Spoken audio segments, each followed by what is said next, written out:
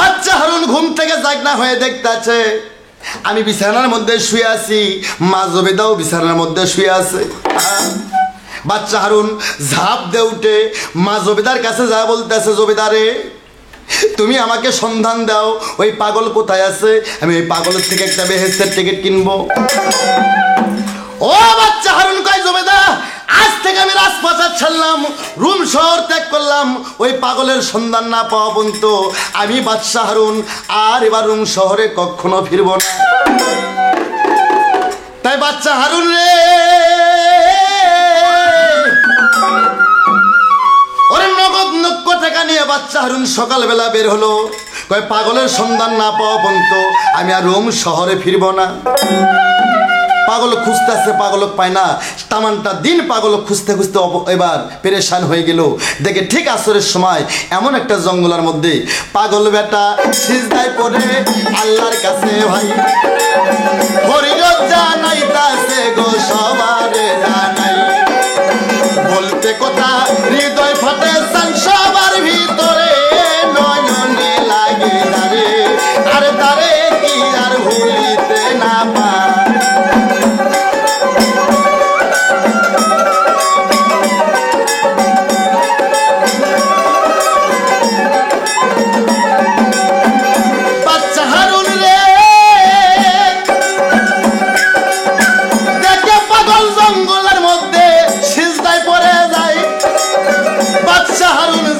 পাগলের পায়ে পড়ে ভাই, শোনো শোনো পাগলা বেটা তোমারে জানাই, টিকিট কিনতে আইছি গো আমি তোমারে জানাই, যে যাহারে পাশে ভালো যাই কি ভোলা তারে, নয়নে লাগে তারে আর তারে কি আর ভুলিতে না পারে, তারে কি আর ভুলিতে না পারে,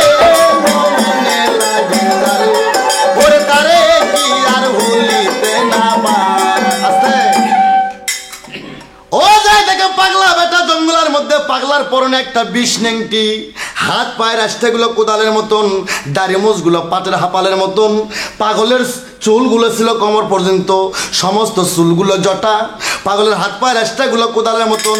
পাগল সেজদাত পরে আল্লাহর কাছে ফরিয়াদ জানাই, বাদশা হারুন যা পাগলার দুই পাও সাপটে ধরে ভাই।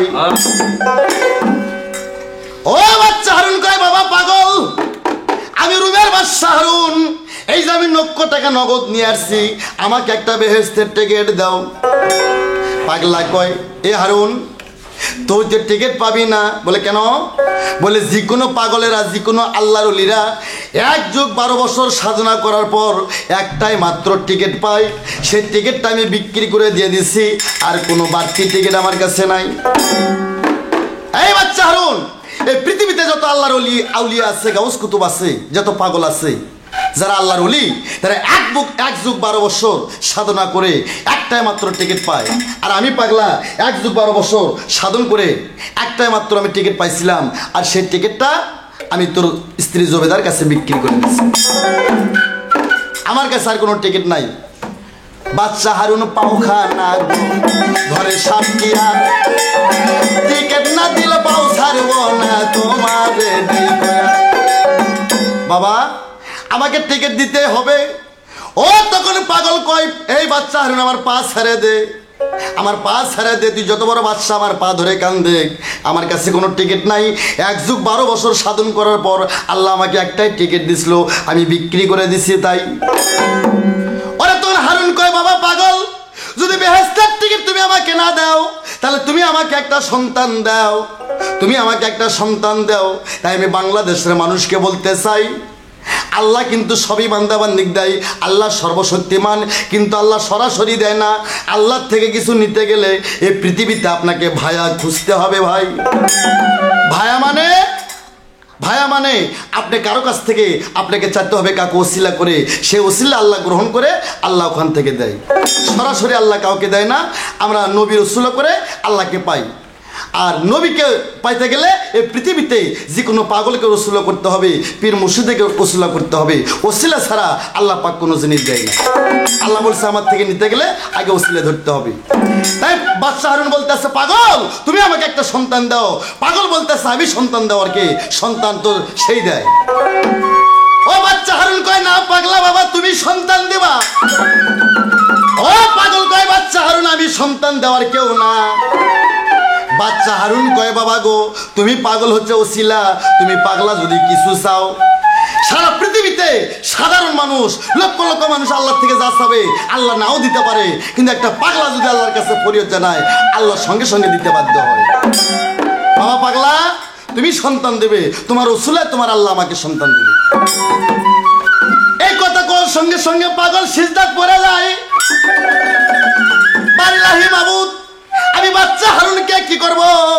আল্লাহ কয়, বন্ধু পাগল তুমি বাচ্চা হারুনকে সন্তান দিতে চাও, কিন্তু সন্তান দেওয়ার আগে এ পাগলা তোমার কয়টা দাবি তুমি আগে মানে নাও। আল্লাহ কয়, পাগলা তুমি বাচ্চা হারুনকে সন্তান দিতে চাও, কিন্তু সন্তান দেওয়ার আগে তোমার কয়টা শর্ত আছে, শর্ত কয়টা মানে নাও।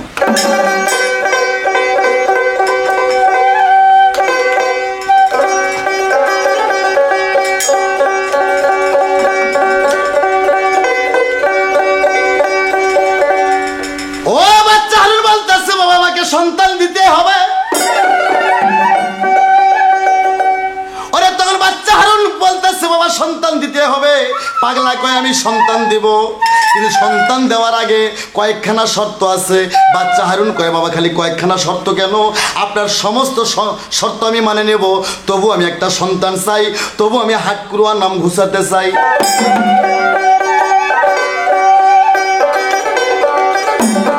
এই কথা না কবার শোনে লোক প্রাণের ভাই।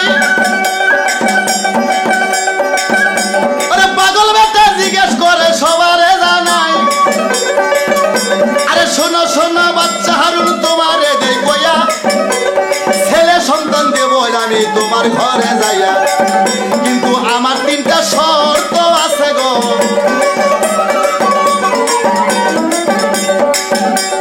বাচ্চা হারুন কয়, গো পাগলা তোমারে জানাই, আরে কি তিনটা শর্ত গো বাবা দেও না কইয়াই।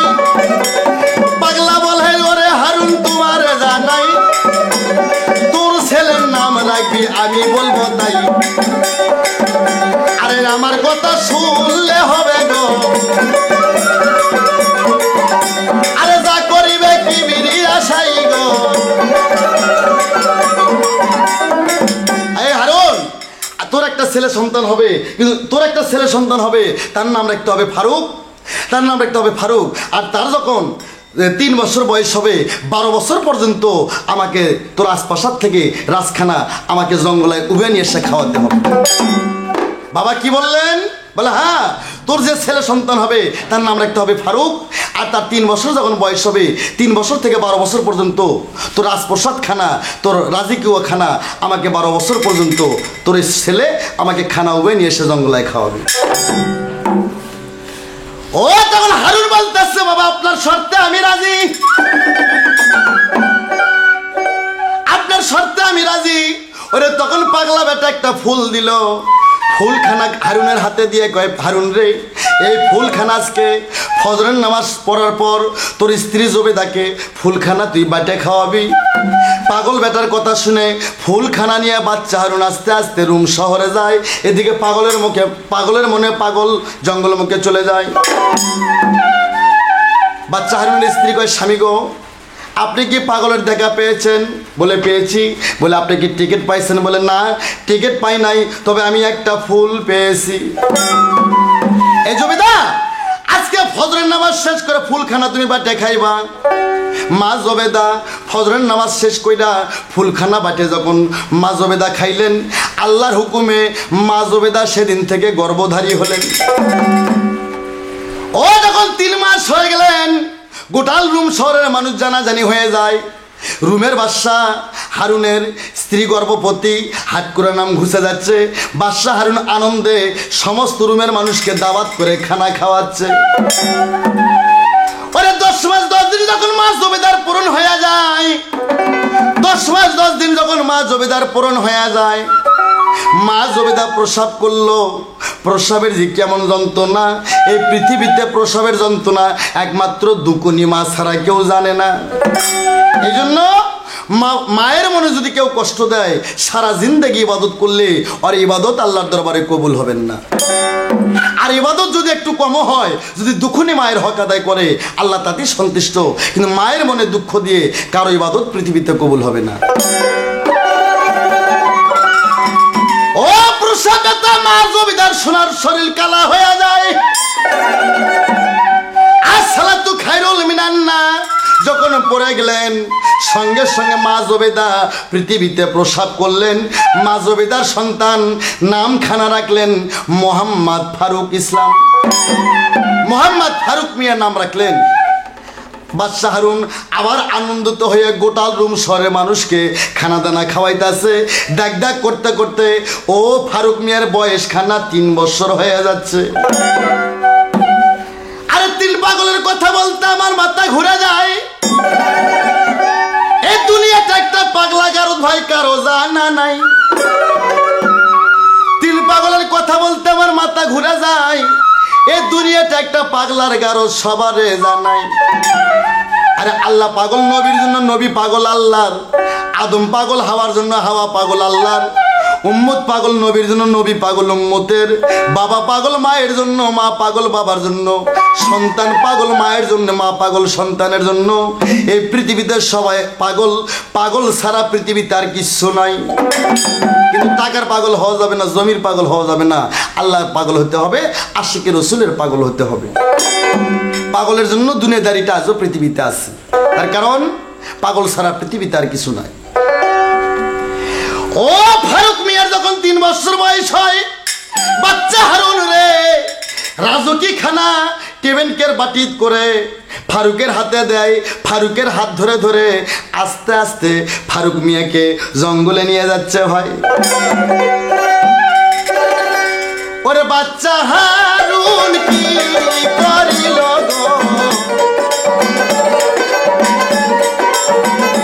সবারে দেই বইয়া রে দারুন বিধি বিধি গোয়া।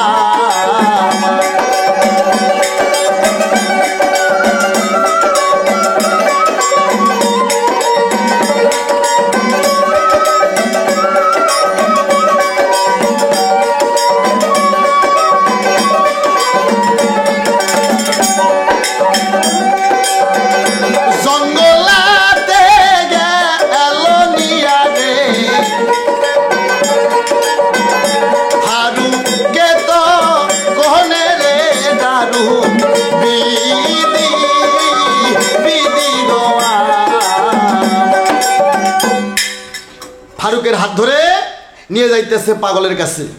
যা বলতে